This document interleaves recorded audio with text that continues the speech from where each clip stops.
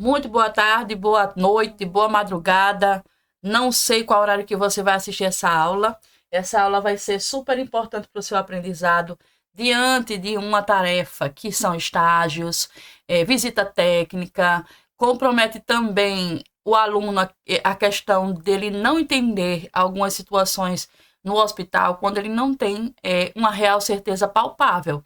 Então, antes de você se apresentar em um ambiente hospitalar, você tem que necessariamente conhecer algumas terminologias, algumas fontes de saberes que às vezes em sala de aula a gente não tem esse tempo de aprendizado ou não aperfeiçoa isso aí.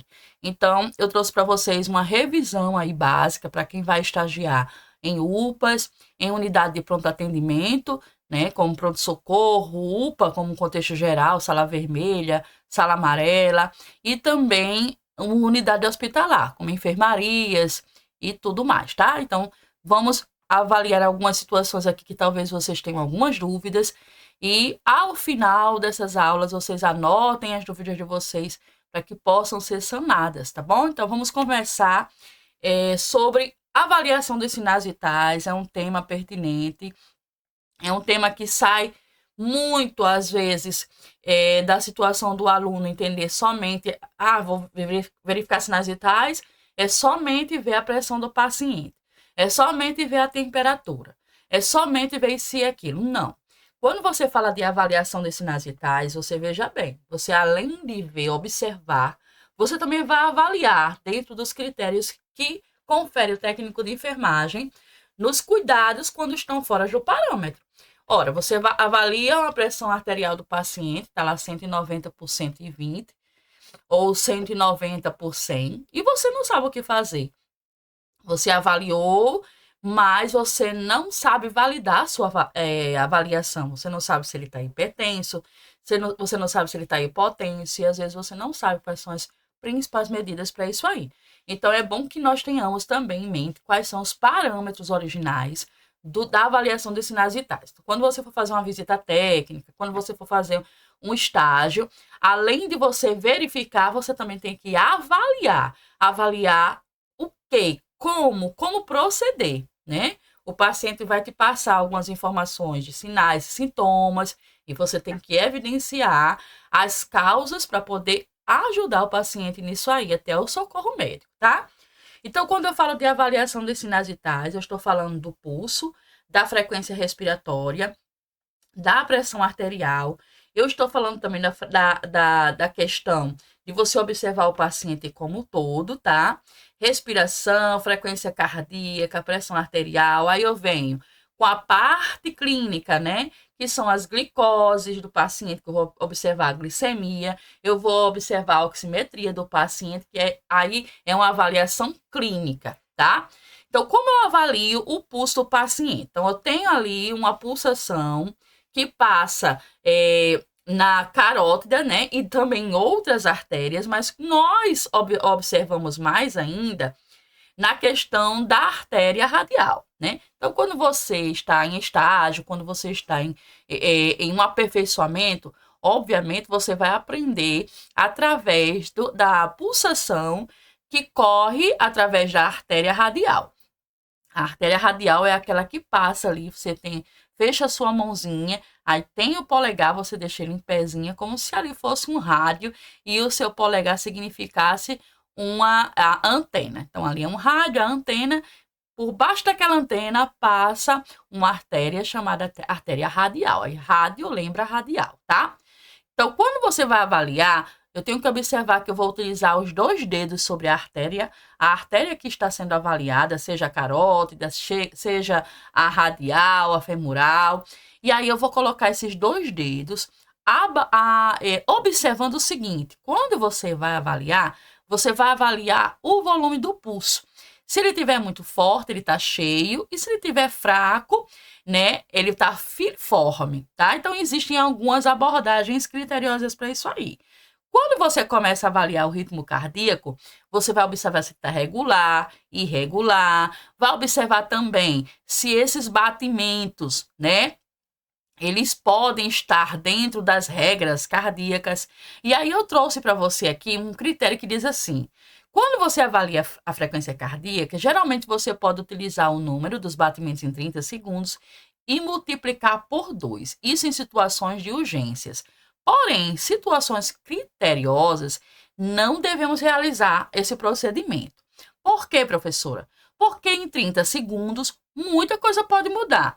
Nos primeiros 30 segundos, os batimentos podem estar regulares, podem estar 30, né, por segundo, e aí no próximo 30 segundos ele pode diminuir a frequência. Então, isso não é uma real certeza. Geralmente, algumas pessoas que estão ali atendendo um paciente de uma situação de risco, uma situação que precisa de uma resposta rápida, eles fazem essa avaliação, mas sempre lembrando que ela deve ser observada em 1 minuto, tá? Então, quando você observa a artéria, que você vai colocar os 2 dedinhos sobre ela, você vai apertar suavemente e vai sentir a avaliação cardíaca. No caso, vai sentir, né, os batimentos cardíacos. Quando você começar a sentir esses batimentos cardíacos, você vai ter um significado que está ali aparecendo dentro dos seus dedos, tá?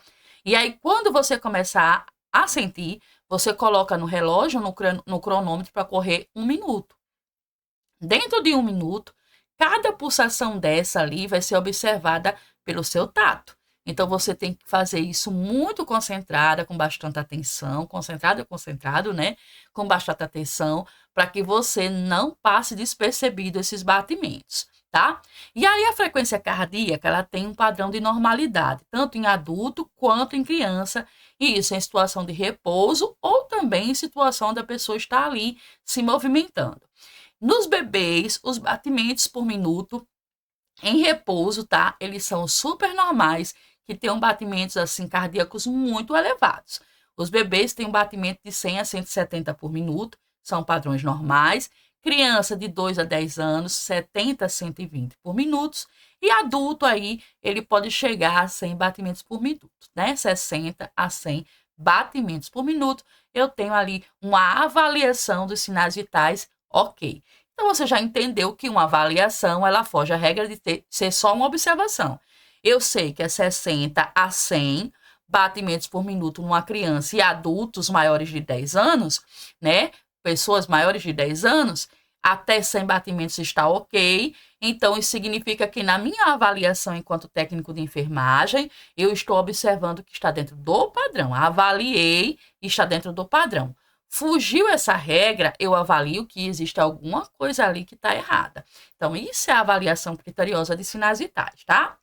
Já a frequência cardíaca também deve ser monitorada quando você estiver avaliando o pulso. Por quê? Porque quando você estiver avaliando o pulso do paciente e falar para ele, olha, eu vou observar sua frequência respiratória, ele não sabe nem o que é isso. Ele vai ficar indagando o que você está fazendo, e aí você diz, não, eu vou observar quanto tempo você respira por minuto. Essa pessoa, ela vai ficar ansiosa e ela vai passar uma respiração enigmática, que não pertence realmente a ela. Ela vai entender assim, será que se eu respirar mais rápido é bom? Será que se eu respirar menor, né, menor quantidade é bom? Então, ele vai diminuir a realidade ou aumentar essa realidade.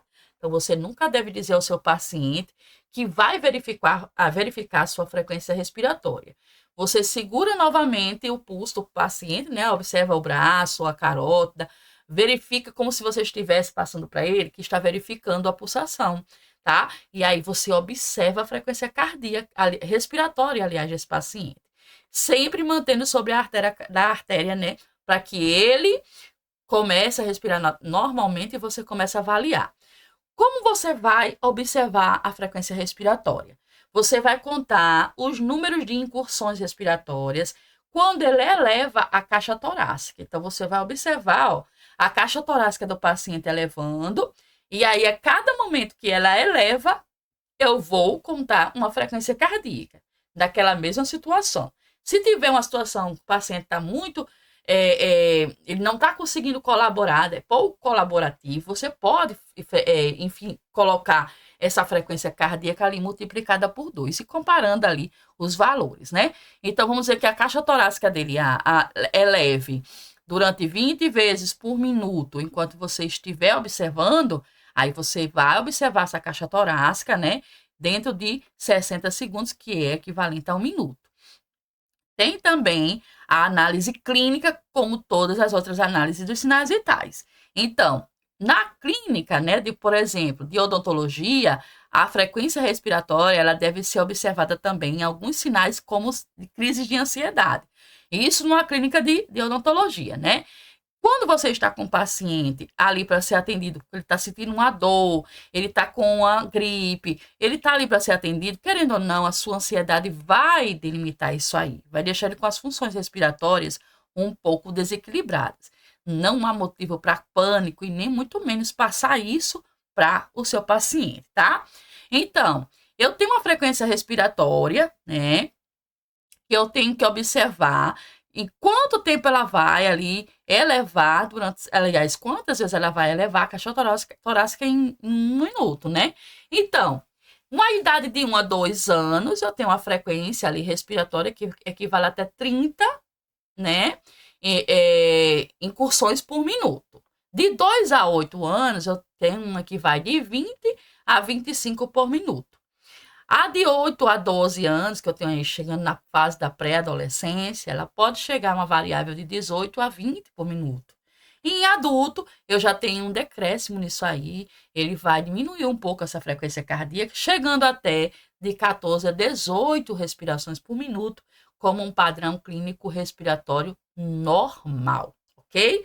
Então, é observar isso aí quando você estiver analisando um paciente numa unidade de pronto atendimento, seja UPA, seja hospital, seja em qualquer ambiente hospitalar, porque ele pode ter algumas mudanças nisso aí, você precisa estar atento na sua avaliação, tá? Uma outra muito importante é a pressão arterial, que às vezes nós não temos tempo hábil de aprender em sala de aula, fazendo com que, na hora de apresentar-se ao paciente, a gente adquire ali uma certa, né, situação de que está nervoso. Então, a gente não pode passar isso para o paciente, tá? Primeira coisa que você vai observar é se esse paciente ele veio andando, se ele veio caminhando de muito longe, se ele está cansado, suado, se ele está com a bexiga cheia. Tudo isso também são critérios de avaliação dentro dos sinais vitais. Por quê? Pode comprometer a sua avaliação clínica, tá? Então, você vai pedir para o paciente ficar sentadinho, deixar ele descansar ali por 5 minutos, um ambiente calmo, acolhedor, fazendo para ele uma promoção do autocuidado, né? Ele mesmo vai se sentar, vai tomar uma água, e aí você vai explicar o procedimento do paciente, tá? Perguntar se ele está com a bexiga cheia. Caso ela esteja cheia, você vai pedir para que ele vá ao banheiro, tá? Porque isso, se o paciente for hipertenso, pode contribuir ali para mascarar alguma coisa, tá bom? Caso não esteja, então, se até os últimos 30 minutos ele esvaziou, ele fez, né, a diurese, então você pode dar continuidade. Se ele exercitou-se, se ele veio caminhando, como eu falei, se tomou café, se fez uso de bebida alcoólica e também se alimentou com uma alimentação muito pesada, tudo isso pode influenciar, inclusive os pacientes tabagistas, tá? Então, existem as duas técnicas de avaliação, que são os métodos auscultatório e os métodos oscilométricos, tá? Quando eu faço uma ausculta e um método oscilométrico, eu estou querendo dizer que eu estou observando tanto a ausculta como também de uma forma visual. Então, são dois métodos dentro de uma só avaliação clínica de sinais vitais. Primeiro, eu vou localizar a artéria braquial, né, que está ali próximo na fossa antecubital. Então, você localiza aquela artéria braquial por palpação, você vai sentir ali a palpação daquela artéria.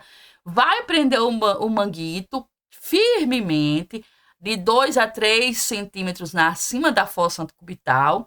Então, acima dessa fossa, né, você vai centralizar, então, a bolsa de borracha sobre a artéria braquial, que são aqueles dois manguitos que você vai observar ali dentro do seu tensiômetro, né, ou esfigmomanômetro, tá certo? No caso, a braçadeira, você vai colocar ali. Coloca mantendo o braço do paciente na altura do coração, ou seja, sobre uma mesa, palpando o pulso radial. Quando você palpar o pulso radial, você vai posicionar o estetoscópio sobre a artéria braquial. Olha só, parece complicado, mas não é. Palpa o pulso radial, sentiu. Coloca o estetoscópio sobre a artéria braquial. Quando você colocar o estetoscópio, que já vai estar todo perfeitozinho ali nos seus ouvidos, você vai inflar o manguito até desaparecer o som. Mas o som de onde? O som da artéria que você está posicionando o estetoscópio, ou seja, a artéria braquial, aquela que você achou lá em cima, né? Perto da fossa antecubital. Então, você vai fazer, né? Toda a insuflação ali e do manguito. Quando desaparecer esse som, você vai dar prosseguimento na continuidade, tá? Porém, deixa eu dar uma ênfase aqui. Se o paciente for hipertenso e você começa a inflar e já desaparece esse som, no 160, 180, você aumenta um pouquinho para 200, 220. Porque se um paciente é hipertenso, ele pode estar com uma pressão arterial mais elevada, né? Então, você deu um espaçozinho mais para frente. Depois, você vai fazer a deflação, ou seja, vai diminuir, né? Essa deflação que você estava inflando, tá certo? De 2 a 4 mmHg por segundo. Significa, você não precisa pegar a válvula e trazê-la todinha, não. Basta você desligar, trazê-la para o seu lado, que ela vai vir sozinha ali, diminuindo a velocidade. Isso é o segredo para que você consiga avaliar criteriosamente ali os dados, tá? Que você vai ouvir. Como assim? Quando você pega essa válvula aqui e você desinsuflar ela imediatamente, ela vai vir com muita velocidade. Essa velocidade faz com que você não consiga observar o som. O som passou ali despercebido e você não vai conseguir observar o som. Então, não precisa ter esse critério de nervosismo, de pegar isso aí com força, não. Basta você trazer ela um pouquinho, que ela vai vir sozinha e você vai conseguir observar, né, a pressão sistólica e a diastólica. Quando a pressão sistólica máxima, no caso, você escuta o primeiro som, você está ouvindo a pressão sistólica. Preste atenção para esses termos técnicos, tá? Então, a pressão sistólica vai ser a primeira batida que você vai ouvir. Agora, preste atenção.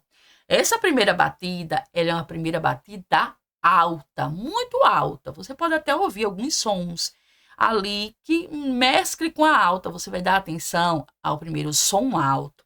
Assim como a pressão que você vai determinar que é a diastólica, ou seja, a mínima, é o último momento do som mais alto, tá? Então, o último momento do som mais alto, você tem ali a pressão diastólica. Logo após, não deixe para fazer isso depois, você vai registrar os valores que você ouviu. A primeira batida, que é a pressão sistólica, né? No caso, é a batida máxima. E a última, que é a diastólica, o último som mais forte, você vai colocar. Então, vamos dizer que você ouviu a primeira batida na 140, 140, nada de colocar 14, tá? 140, aí coloca um X por, aí coloca o último som, 80, por exemplo, 80. E ao final, coloca mmHg. Isso são dados clínicos para conferência de sinais vitais e anotações de enfermagem. Então, você fez o seu registro e aí, se você percebeu que tinha alguma coisa errada, ou você estava em dúvida com os sons que você ouviu, preste muita atenção. Nada de avaliar imediatamente. Você pode trocar o braço do paciente ou fazê-lo no mesmo braço, caso não tenha condições de fazer no outro braço, em no mínimo ali 2 minutos. Por quê? Porque você pode causar algum dano a essas artérias que estão sendo ali insufladas em uma forma ali muito rápida, né? Uma próximo da outra, pode causar alguma situação ali que não é favorável à saúde do paciente. Então, você aguarda 2 minutos. Caso o paciente possa ser avaliado no outro braço, sem problema, você quer avaliar de novo, em menos de 2 minutos, não conseguiu escutar bem no braço, então você muda e espera ali de 2 até 5 minutos, dependendo do paciente. Paciente idoso, por exemplo, Eu nunca vou observar uma vez atrás da outra. Já vi muitos, né, situações de que lá o profissional vai, aí ele insufla, aí não escutou, auscultou, na verdade, né? E aí o que é que ele faz? Insuflou, e aí ele já vai, fecha novamente a válvula aí vai, ó, insufla novamente ali em menos de segundos. Isso é errado, tá? Não pode ser feito isso não, tá bom? Os métodos auscultatórios também, além do oscilômetro, né, que nós vamos conseguir observar, é utilizado muitas das vezes, que é o que vocês vão ver nas UPAs, nos hospitais, a utilização do aparelho digital para aferição. Então, nesse caso, você não precisa usar o estetoscópio. A exatidão varia ali de acordo com o fabricante, mas é recomendável ali que se use dentro dos padrões da validade e também das associações de cardiologia do país. Então, tem que ver se está tudo ok com o INMET, está liberado. Então, as UPAs, elas são bem criteriosas, né, em avaliar o material que elas estão colocando para que o profissional utilize. Então, sim, vocês podem utilizar esse tipo de aparelho, que são justamente os mais utilizados ali no campo que vocês vão trabalhar, estagiar, enfim, tá?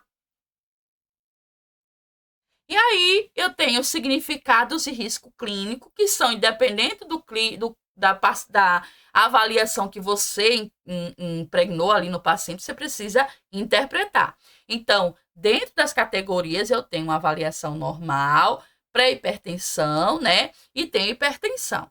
Numa situação dessa, obviamente, que nós não vamos avaliar e não vamos dar diagnóstico. Quem dá diagnóstico da pressão, se o paciente é hipertenso, é o cardiologista, tá?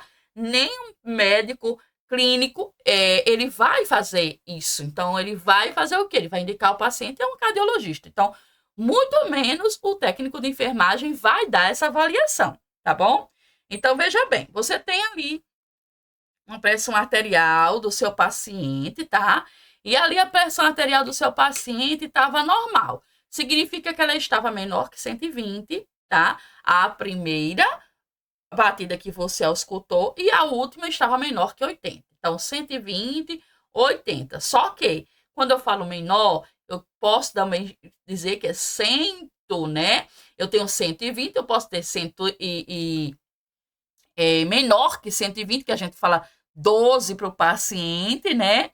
Então, eu tenho que ter esse cuidado para não colocar nas anotações 12, tá? 12 por 8. Não existe pressão 12 por 8, tá bom? Então, eu tenho ali uma pressão, né? 119, 118, tá certo?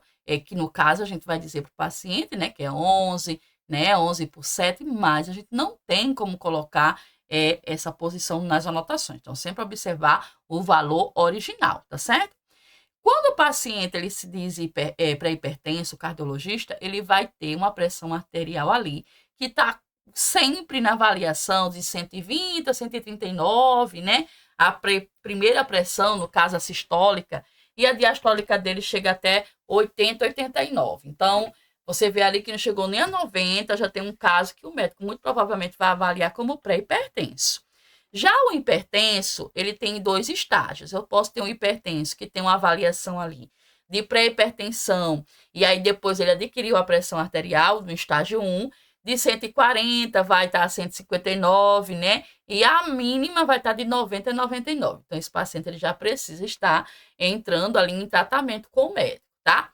No estágio 2, é igual maior que 160, a pressão máxima. E geralmente, quando ele tá ali procurando atendimento, ele vai chegar com uma pressão diastólica, né? No caso, a pressão menor, né? Igual ou maior que 100. Então, ali eu já tenho um caso de um hipertenso, né? Que precisa estar em tratamento. Primeiro, obviamente, dado os dados clínicos avaliados pelo cardiologista, ok?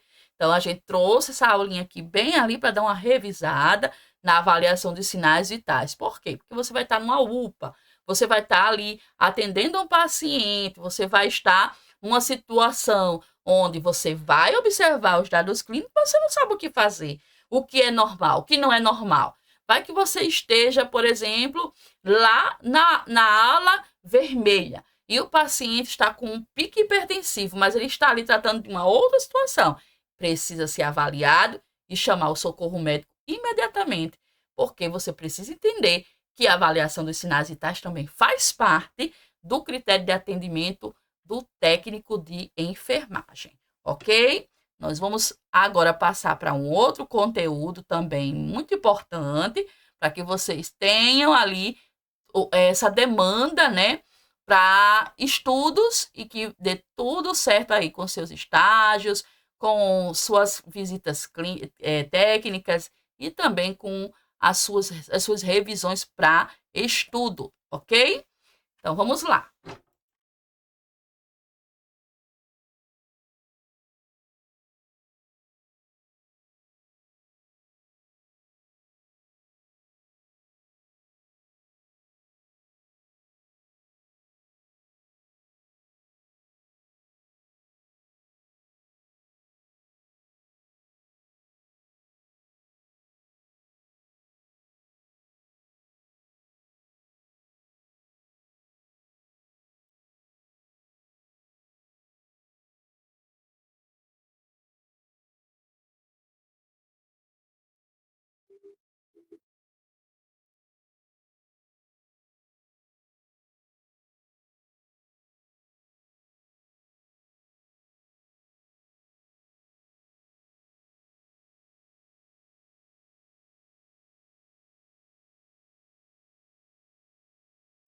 Voltamos aqui. Vamos dar continuidade à nossa aula de hoje. Uma aula super interessante para que vocês avaliem-se.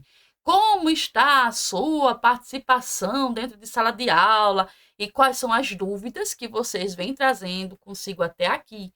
Então, são aulas super importantes, tranquilas aqui até então, né? Para que você abranja o seu conhecimento naquilo que você vai avaliar dentro de uma situação de urgência e emergência, uma situação ali onde você vai observar em um pronto atendimento, tá? Então, nós precisamos, dentro dessa aula, que é uma aula de revisão, onde você vai tirar, extrair daqui, indagar algumas oportunidades, vamos dizer assim, de aprendizado que talvez não tenha tido até agora. Então, nós vamos ter o critério de avaliação disso aí, tá? Vamos ver o conteúdo programático numa aula que eu preparei aqui para vocês sobre administração de injetáveis. Obviamente, dentro de uma sala vermelha, dentro de uma UPA, você vai ter que saber observar e aplicar, né, as questões relacionadas à administração de medicamentos. Então, você precisa entender quais são as vias de administração de injetáveis. É claro que, obviamente, na prática você vai aperfeiçoar e você vai aprender muito mais sobre. Porém, esse conteúdo ele traz para você uma situação onde que talvez você vê pela primeira vez e não tem nenhum entendimento de quais são os seus verdadeiros conceitos, tá? Então, nós vamos entender sobre a questão, né, histórica da administração de medicamentos, quais são as vias mais utilizáveis, utilizadas como, por exemplo, as vias parenterais, as vantagens e desvantagens nesse círculo, tá? No caso, e também quais são os requisitos para a utilização dessas medicações parenterais. E quais são as formas farmacêuticas para medicamentos parenterais.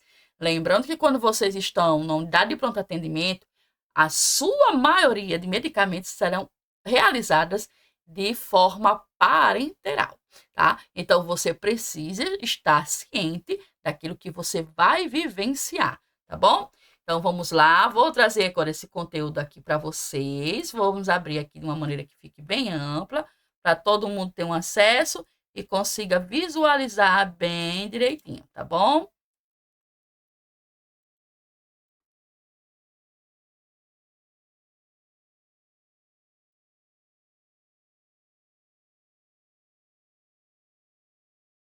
Então, vamos lá. Tenho aqui conteúdo programado, como eu já vi com vocês, e vamos para a introdução. É lógico que dentro da história farmacêutica, a questão dos injetáveis ali, uma das primeiras foi a introdução da morfina. Então, ali tinham muitos pacientes, muitas pessoas doentes naquela fase, né? Onde estavam se aperfeiçoando na década de 1867. Na verdade, ali, né?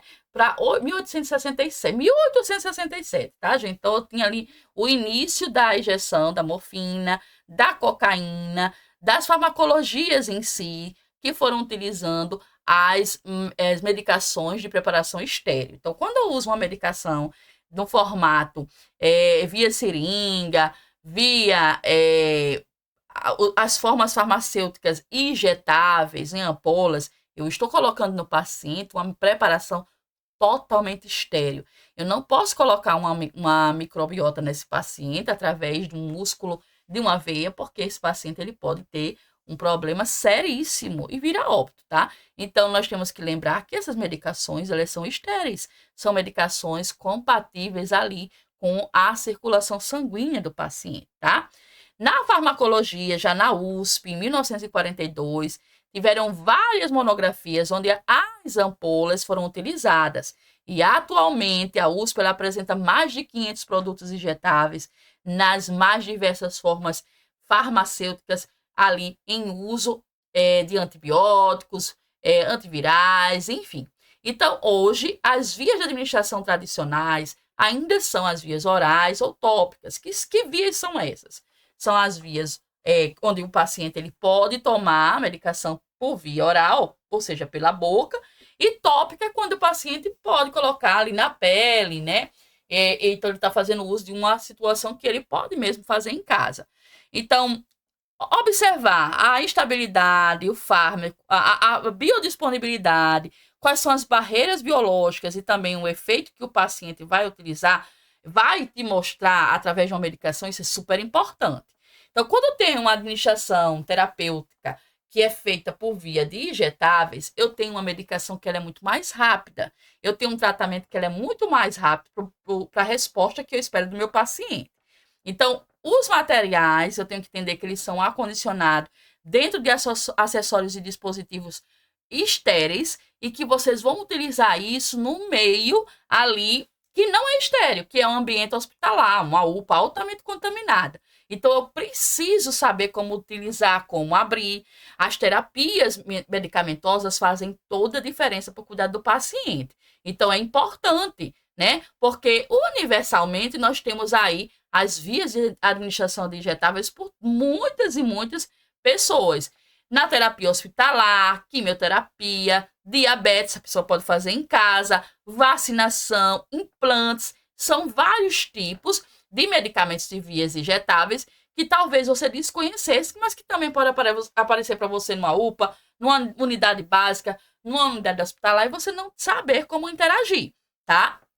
Então, quando eu falo de medicamentos parentais ou parenteral, eu estou falando de medicamentos injetáveis, que são administrados por vias parenterais. E que vias são essas? Vias injetáveis, eu estou injetando algo dentro da corrente sanguínea do paciente, seja por via muscular ou diretamente na veia. Isso significa que são vias de administração invasivas, tá? São medicamentos estéreis e medicamentos que precisam ser realizados, o preparo dele com muito cuidado para que você não transforme esse medicamento em algo letal para o paciente. Existem as vantagens nesse tipo de administração de medicamento. Por quê? Você está fazendo uma medicação parenteral, então ele vai ter uma resposta mais rápida. Dependendo da via de escolha, é lógico que a via oral ela vai demorar mais que o tratamento faça efeito. Então, as vias parenterais elas têm um efeito mais rápido do que os efeitos de um medicamento tradicional por via oral, tá? Então, proporciona ali algumas situações, por exemplo, de que o paciente ele vai ter uma resposta muito mais rápida. Olha, o paciente precisa usar métodos como, por exemplo, esteroides, fármacos como antibióticos, né, as penicilinas, as suspensões que vocês vão utilizar, você vai ter que aplicar de forma mais ativa possível, sabendo que ela é um controle muito mais rápido, tá? Existe a situação onde os fármacos eles precisam ser aplicados de forma correta. Por exemplo, As penicilinas, elas têm longa duração na intramuscular, por isso que elas doem, às vezes, no meio da aplicação, porque ela tem uma fórmula ali mais leitosa. Então, o segredo de você aplicar uma medicação como essa é a reconstituição. Quando você coloca o diluente no pó, você está reconstituindo a medicação. Quando você tem 2 diluentes, que a medicação ela é líquida e o diluente também, então você tem ali uma diluição, tá? Então tem esses dois efeitos aí na forma de administração de parenterais, né? Medicações parenterais, tá? Existem também as desvantagens, assim como existem vantagens, existem as desvantagens. Por quê? Porque a pessoa às vezes não tem habilidade, não tem um bom treino para essa prática. Então, é uma medicação que ela pode surtir um efeito doloroso, principalmente se a pessoa não for ali um praticante, não tiver muita capacitação, não estiver muito treinado, né? Então, se torna algo mais doloroso para o paciente. A administração, ela tem condições de asepsia, então, às vezes, você pode não realizar esse tipo de asepsia e causar um dano ao paciente, tá? Pode ter dificuldade para reverter o efeito, porque ela é direto sistema nervoso central, direto corrente sanguínea. Então, se o paciente tiver uma alergia ao efeito dessa medicação, para reverter isso, ela implica um pouco mais, tá? O custo dos produtos são mais elevados, são um pouco mais caros e tem riscos maiores, sejam tanto com relação às condições de asepsia e tudo mais, os riscos eminentes ali, obviamente, é mais rápido, porque o paciente está sentindo tudo muito mais rápido, vai direto na corrente sanguínea, né? Então, essas são as desvantagens, tá? E existem algumas características que eu preciso passar para vocês das preparações dos injetáveis. Primeira coisa que você tem que observar, a segurança, observar se o paciente que vai receber aquela medicação, ele está seguro de si, que ele combinou certo que vai realmente receber aquela medicação, tá? Você vai observar a esterilidade dessa medicação, observar a ampola, se ela não está com falhas, se ela não está com nenhum tipo de material dentro do líquido, tá? Se tem ausência de partículas dentro daquele líquido, pirogênio, ou seja, materiais que você está vendo ali que não eram para estar, a medicação ela tem que ser líquida, né? Líquida, e que você não veja nada ali dentro daquela ampola, tá? Observar a estabilidade física, a química e microbiológica do medicamento para que ele não traga nenhum problema ali para o paciente. Então, quando eu falo de esterilidade, é o termo absoluto de esterilização do produto que você vai utilizar. Ele é obtido por meio de esterilização, assim como todo produto que você utiliza ali de meios farmacêuticos, para que não cause nenhum dano ao paciente. Então, elas são realmente esterilizadas, tá? São características das medicações injetáveis. Não sei se você sabia, mas todas as medicações injetáveis, elas são ali um fármaco que passam por um processo de calor, radiação ou filtração, dependendo do que vai ser o condicionado essa medicação para o paciente, tá? Outra coisa super importante é observar também a estabilidade dessa medicação. Ver a cor, a limpidez, sedimentação, observar se está dentro do prazo de validade. Então, quando vocês estiverem estagiando, vocês vão observar como são os frascos, né? Se a embalagem ela é feita e está fechada, né? De forma correta. Então, você não pode utilizar uma medicação que já esteja com a embalagem violada.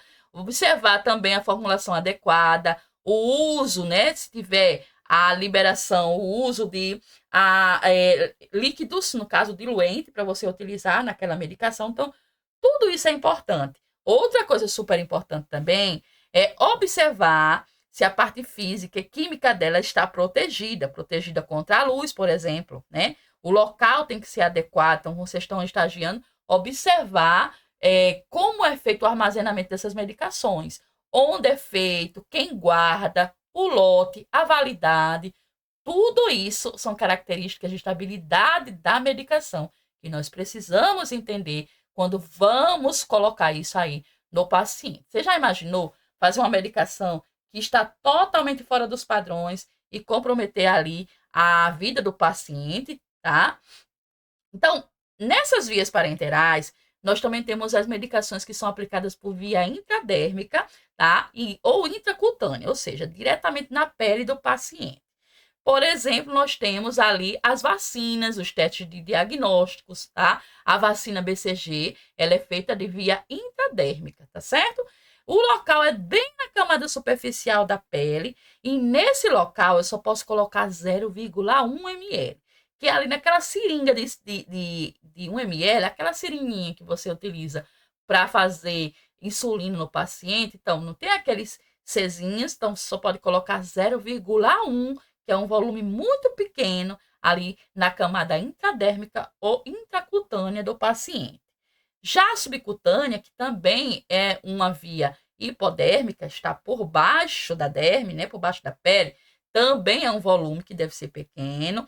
O local pode ser na região abaixo da pele, né, braço, abdômen, perna, onde eu tenho ali uma camada protetora de gordura. Então, eu posso fazer essa medicação, muito utilizada nas UPAs, porque quando você estiver num pronto atendimento, vão chegar os pacientes querendo fazer medicações que não conseguiram fazer em casa, ou quando eles vão passar por um atendimento médico, o médico vai pedir para ele fazer uma medicação na sala de medicamentos, então você tem que saber qual é a via subcutânea, tá? Então, a via subcutânea ou hipodérmica é uma via de porte pequeno também, de volume pequeno, que é feito na via hipodérmica, tá certo? Já as vias intramusculares, eu só posso ofertar até um volume pequeno de 2 ml no deltoide. Porém, não estão mais utilizando o deltoide, mesmo para volumes pequenos. Algumas unidades vão utilizar esse braço, mas geralmente nós utilizamos a parte glútea, tá? Lá no glúteo eu posso colocar até 5 ml, de 4 a 5 ml no glúteo médio, dentro das suspensões alcoosas ou oleosas, que são aquelas suspensões, como eu falei. As oleosas são aquelas transparentes e elas vocês podem fazer um pouco mais devagar para doer menos no paciente.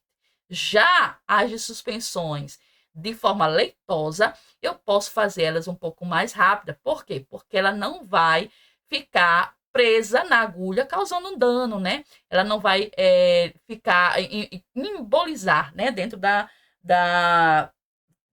seringa do paciente que você utilizou. Então, quando ela é leitosa, ela pode causar um dano, né? E doer mais ali na introdução da medicação do paciente, tá? No braço, né, que no caso a gente chama veia intramuscular, no músculo deltoide, nós deixamos para utilizar mais em casos de vacinas, tá? Então, vacinas nós aplicamos até 1 ml no braço, no caso no deltoide, no músculo deltoide. Em algumas literaturas, nós utilizamos também um volume pequeno de 2 ml para determinadas medicações. Não são todas e não são todos os protocolos que vocês vão encontrar. Você tem que observar isso aonde você for trabalhar. E geralmente escolha um músculo maior, seja para 2 ml, 4, 5 ml que sejam, você faça no glúteo médio do paciente, tá? Então, aqui tem algumas imagens das vias de administração de medicamentos. Eu tenho a via intramuscular, que no caso é os músculos que eu tenho aqui separado mais utilizados. Eu tenho aqui o músculo deltoide, tá? Eu tenho aqui o músculo, né? A da região dorsoglútea, que é essa região aqui que em alguns ambientes já estão em desuso. Por isso, nós estamos utilizando também o aperfeiçoamento da prática do ventroglúteo, tá? Que é a região lateralizada, mas ainda se aplica a intramuscular aqui do músculo, né? Dorsoglúteo, e também da região da coxa, que é a região do anterolateral da coxa, né? Então, nós temos aqui essas regiões mais utilizadas para a medicação intramuscular, tá?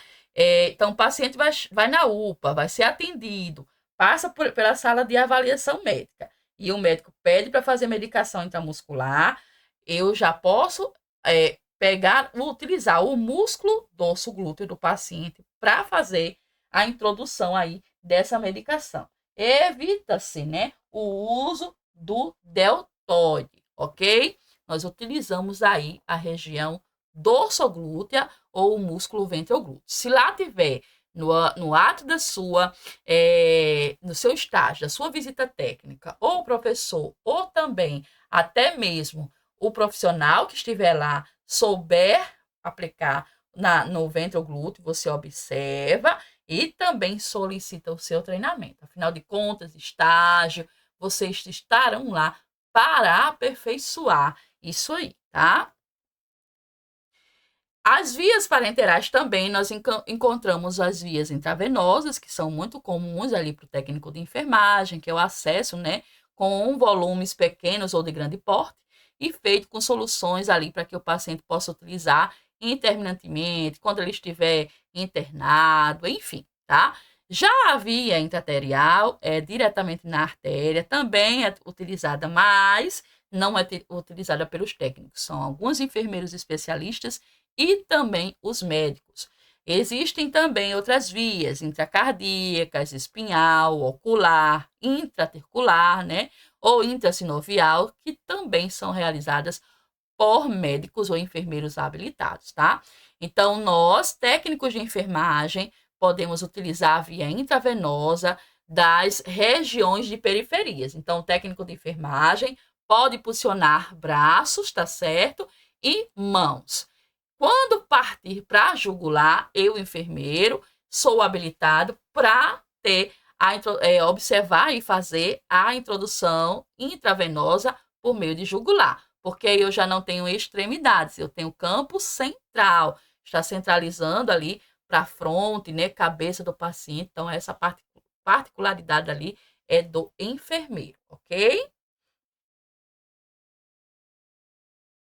Então, aqui tem algumas formas farmacêuticas de medicamentos injetáveis. Eu tenho medicamentos alcosos, medicamentos particularizados, que são administrados ali por via endovenosas, medicamentos oleosos, emulsificantes, encapsulados, todos eles aí podem ser administrados, tá? Só podem ser administrados nas vias arterial e endovenosa se o tamanho da gotícula for menor que as hemácias. Isso é muito importante, porque existem medicações oleosas, por exemplo, que vocês vão fazer uso com quimioterapia, né, pulsoterapia de um paciente, que não é ali uma realidade numa UPA, mas existem pacientes que vão para a UPA, inclusive fazer algum tipo de medicações, como as medicações de ferro, tá? Injetáveis, e elas são medicações emulsificadas, são medicações ali oleosas, então a gente tem que ver que essas medicações, o gotejamento dela tem que ser um pouco mais lento, para não causar nenhum tipo de arritmia no paciente. Lembra que a gente viu os sinais vitais? Então, o paciente tem uma arritmia, ele está o quê? Ele está com uma mudança na frequência cardíaca. Então, a gente precisa observar isso, tá? Então, existem as formas aquosas, que são aplicáveis a todas as vias de administração parenteral. As oleosas, somente as vias subcutâneas, intramuscular e intraocular. Então, oleosa a gente não aplica nas veias, tá? Não pode ser administrado no sistema circulatório, veias e artérias. Por exemplo, existem dois tipos de dipirona. Existem as dipironas, que elas são injetáveis para somente intramuscular, que você pode fazer na músculo do paciente, e as oleosas, né, são essas medicações que você pode fazer intramuscular. Então, geralmente, essa dipirona que ela só pode ser feita no intramuscular é porque elas são oleosas. As medicações oleosas, geralmente, elas não são fabricadas. Na verdade, elas não são fabricadas para que você aplique elas na veia. Então, todas elas são aquosas. Aquelas medicações que você aplica na veia do paciente, elas são aquosas. As medicações oleosas que você vai utilizar são as feitas em via subcutânea, intramuscular ou intraocular, feita pelo médico, tá? Medicações com suspensões, os tamanhos delas são determinantes para algumas limitações quanto à via de administração. Não pode ser administrado no sistema circulatório, veias e artérias. Suspensões, quais são essas? São aquelas tipo xarope, aquelas leitosas, né? Por exemplo, as vias, uma medicação de penicilina, né? Você vai colocar uma bezetacil no sistema circulatório do paciente, então vai dar certo, porque é uma suspensão, as partículas são enormes. Quando entrar na veia do paciente, vai causar um dano, o paciente pode ir a óbito. Por quê? Porque vai vai ocludir, vai incluir, na verdade, né? Vou transformar aquilo ali num gás, numa embolia, e o paciente pode vir a óbito. Então, muito provavelmente ele irá, né? Então, eu tenho que ter cuidado com as medicações que nós estamos preparando ali no ambiente da farmacologia, tá?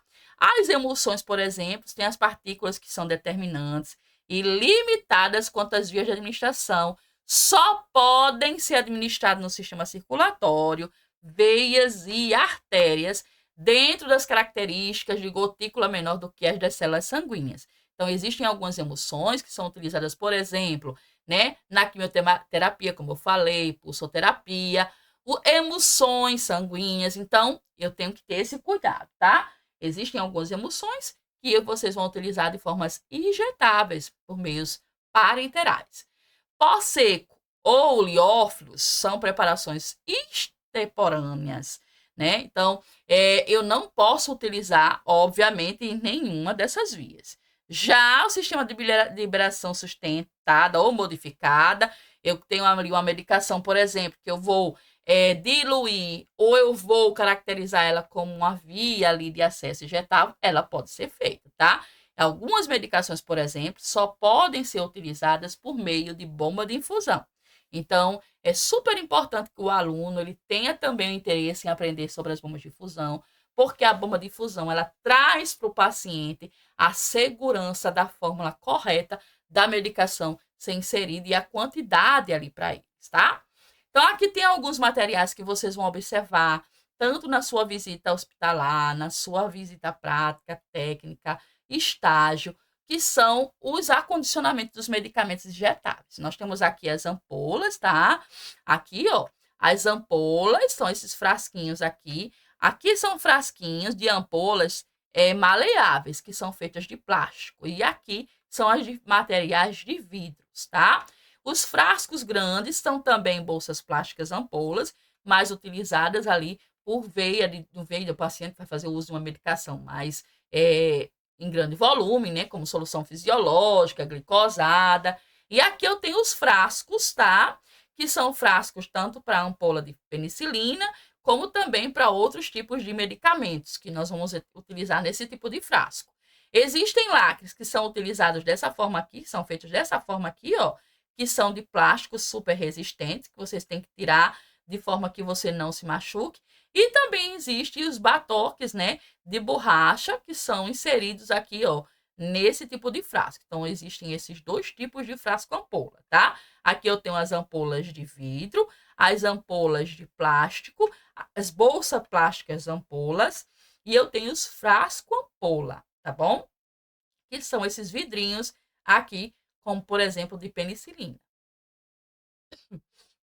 E aí, lembrar que todo material para administração de medicamentos injetáveis, eles precisam ser descartados no Descarpax. Esse material, ele está ali com biossegurança para você, para o seu paciente, para o seu colega de trabalho.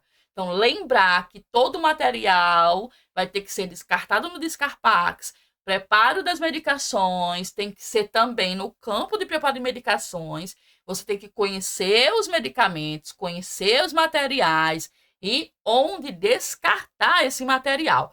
Nunca, de forma alguma, prepare uma medicação e leve ao tal paciente sem colocar numa bandeja ou numa cubarrim. Todo material precisa ser descartado nessa bandeja ou nessa cubarrim para que você venha até o Descarpax e descarte diretamente nessa caixa, tá? Por quê? Porque pode acontecer acidente no caminho que você vem do paciente até chegar ao Descarpax, se você não estiver utilizando uma bandeja. Então, sempre coloca o material sujo na bandeja para trazer até o Descarpax e aí desprezar da forma correta no Descarpax, tá? Geralmente, nós trazemos aqui o desejo do aprendizado. O desejo do aprendizado que vocês vão ter que sempre observar dentro do campo de estágio, de vivência hospitalar, é observar as aplicações de via de administração. A gente não traz aqui uma aula de farmacologia para você.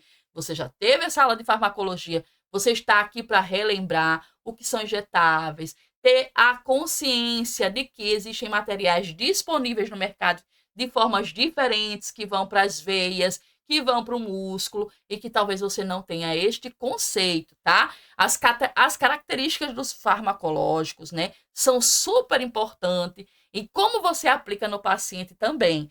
E principalmente as vias de administração parenterais, elas são peculiares e para cada uma delas eu preciso inserir um método farmacêutico, tá? As embalagens que você utilizou, elas precisam ser lidas, elas precisam ser conhecidas. Se você tem dúvida, você não faz. Se você nunca viu, você não faz. Se você não sabe como fazer, você não faz. Ainda que você tenha essa teoria, dúvidas terão lá na sua prática e elas precisam ser eliminadas através do seu preceptor, através do seu colega de trabalho. Então, muito importante que mais do que saber é que você está sempre ali para aprender.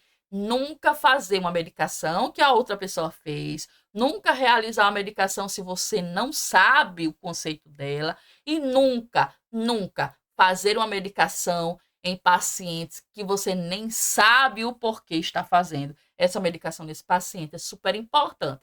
Eu tenho certeza que aprendendo esses atos aqui na forma de administração de medicamentos injetáveis, você vai ter um ótimo período de estágio, um ótimo aprendizado ali no campo de cuidados com o paciente e também nas suas visitas técnicas, tá certo?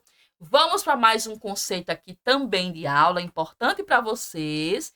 E aí eu já vou mudar para a gente conseguir ver uma aula bem interessante. Vocês estão aqui comigo nessa aula que vai trazer para vocês novos conceitos de aprendizado e aperfeiçoamento para o seu campo de estágio, seu campo ali de visita, o seu campo de aprendizado presencial. Tenho certeza que vão ter grandes coisas para vocês. Já já eu trago a próxima aula.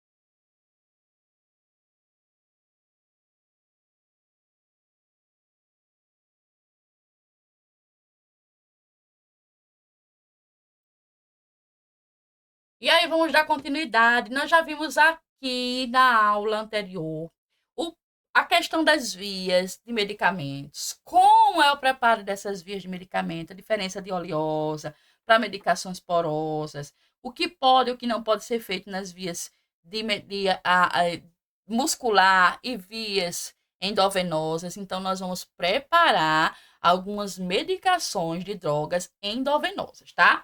Então, continuando, nós vamos ter algumas considerações para que eu entenda mais ainda sobre medicação. Nesses campos de estágio, que você mais vai ver é a administração de medicamentos, tá? Seja para medicamentos pacientes graves, médio porte, mas vocês precisam entender sobre a administração de medicamentos de vias endovenosas. Por quê? Porque você vai estar diretamente ali no meio, tratando desses pacientes na sala de medicamentos, que é o que geralmente tem ali no campo de estágio, né? Então, vai entender como esse medicamento deve ser absorvido, se a resposta dele é imediata, como deve ser feito essas complexas, né, doses aí maiores que são fornecidas em fluxo contínuo. Então, tudo isso aí eu tenho que observar.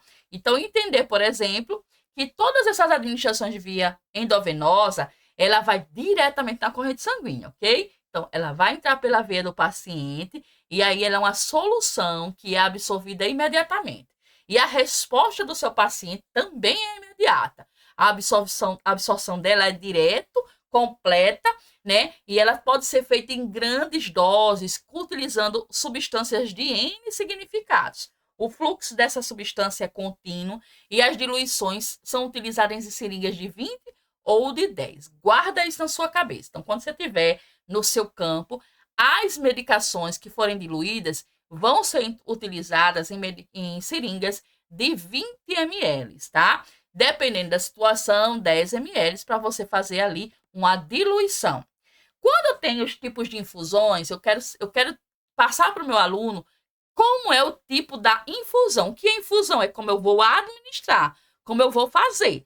Então, eu tenho a bolos, que é a administração intravenosa através de um tempo ali menor ou igual a 1 minuto, que é uma medicação mais rápida. Então, bolos, eu tenho uma medicação que ela pode ser feita de uma forma intravenosa rápida. O paciente tem ali uma parada cardíaca, tá? O paciente está ali numa PCR, e aí numa urgência, o médico, faça bolos. Então, bolos é quando você tem ali uma administração intravenosa rápida. Uma infusão rápida ali já é diferente da bolos. Por quê? Porque ela pode levar até 30 minutos. É quando o paciente chega numa UPA, né? E ele tá ali, passou por uma situação, um desmaio, enfim, o médico diz assim, olha, fazer infusão rápida. Então, você coloca o gotejamento ali, né? Para ele correr aberto. Significa que ele vai correr em até 30 minutos. Então, correr em 30 minutos, você faz ali o gotejamento para que em 30 minutos aquela infusão, ela corra no paciente. Geralmente um paciente desidratado, um paciente que precisa de uma medicação ali para dor, com a resolução mais rápida, né? Infusão lenta, ela pode ser feita até 30 e 60 minutos. Medicação intravenosa, tá? Quando eu falo de infusão contínua, significa que esse paciente vai ser levado, por exemplo, chegou na UPA, recebe uma receita, o paciente vai tomar uma medicação lenta e ele precisa de observação. Então, paciente que vai fazer uso de soro, né? Um paciente que vai fazer uso de uma medicação, vai usar 2 tipos de soro, então você não coloca ele na sala de medicamentos. Ele vai ter que ir para uma salinha, né? Uma salinha ali de observação que tem em toda a UPA. Não é amarela, não, nem vermelha, tá, gente? É uma salinha de observação, tá ok? Onde o paciente vai fazer essa medicação ali com mais calma, porque ela é infusão lenta. Já a infusão contínua é quando ele vai ficar internado. Pode ser até ali mais de 60 minutos, ficar 2, 3 dias, 6 horas. Então, eu tenho ali uma infusão contínua. Já uma intermitente, ela não é contínua, tá? Porque, por exemplo, o paciente pode até estar internado, mas fazer uso de um tipo de administração de medicamento ou de soro de 6 em 6 horas, tá? Então, você ali, a cada 6 horas, vai administrar uma medicação ou um soro, o que for, desse paciente. Então, é uma administração de medicamento intermitente. Ela não é contínua. Contínua é que ele fica ali constantemente no braço do paciente. Intermitente é que tem pausas, ok? Então, é importante, né? Aí eu trago para vocês os locais mais indicados de punção na região endovenosa, porque eu tenho o dorso da mão. Então, nessa área, nós encontramos veias mais superficiais, tem acessos mais fáceis, né? Porém, eu tenho que ter a atenção, né? Que se esse paciente for ficar em longo período, eu não vou administrar essa medicação na veia das mãos do paciente, no caso do dorso da mão dele, tá? Por quê? Porque vai ser ruim, o paciente vai ficar internado durante dias. Eu não sei quanto tempo vai fazer uso de medicação contínua e você vai deixar esse paciente com a mão atrapalhando, então ele não é indicado para esse tipo de punção. É uma punção ali mais rápida, um acesso mais rápido e o paciente, geralmente, eles desejam as mãos para ser mais tranquilo para ele. Então, você faz uma medicação, o paciente vai para casa. Mais medicação contínua, que o paciente vai precisar ter um acesso ali por um longo período, você não pulsiona no dorso da mão do paciente, tá? Já os membros superiores, eu tenho aqui os braços, eu tenho a veia cefálica, as veias acessórias, que são aquelas mais abaixo do cotovelo, as veias cefálicas, basílicas, medianas, as veias intermedianas do braço e antebraço. Eu tenho veias ali de grosso calibre, que são super disponíveis para você realizar punções de grande varia, onde o paciente pode ficar com acesso de tempo indeterminado ou determinado, coleta de sangue. Então, tem essas veias que são mais utilizadas em campo ali, para que vocês aprendam. Então, elas são mais utilizadas para vocês treinarem, tá? As regiões cefálicas são utilizadas em algumas situações, na pediatria, por exemplo, né? E existem também algumas maternidades, por exemplo, que não permitem a região cefálica. Então, vai depender de onde vocês vão trabalhar, tá? UPAs, por exemplo, geralmente a gente não utiliza. Mas a região cefálica ainda é utilizada, sim, em alguns médios, em hospitais, em algumas situações de risco, tá? Então, nós temos as veias temporais, auriculares, a hospital, a jugular externa, que é somente feita pela enfermeira, e a jugular interna, que é feita pelo médico, tá? Então, essa jugular interna não é o enfermeiro que aciona, somente a jugular externa. E geralmente, quando vocês trabalham em pediatria, as veias cefálicas são condicionais ou realizadas por alguns técnicos de enfermagem mais habilitados e enfermeiros também, ok? Sempre ter o cuidado, né, no preparo das medicações, em perguntar se o paciente é alérgico, se ele conhece o medicamento, se já fez uso e se você conhece, tá? Observar o nível de reconstituição, se precisa de diluição, tempo de infusão, as reações adversas que podem proporcionar ali aquele paciente, a questão da lavagem das Francine, mãos. boa tarde. Eu acho que está sem áudio. Eu acho que está sem áudio a transmissão. Meu Deus, esse tempo todinho tava sem áudio e ninguém me avisou. Eu vou ver aqui para ver se era problema aqui no meu celular. Aí, mas não detectei agora. Tá bom, muito obrigada, viu? Valeu. Deixa eu ver aqui que eu vou ter que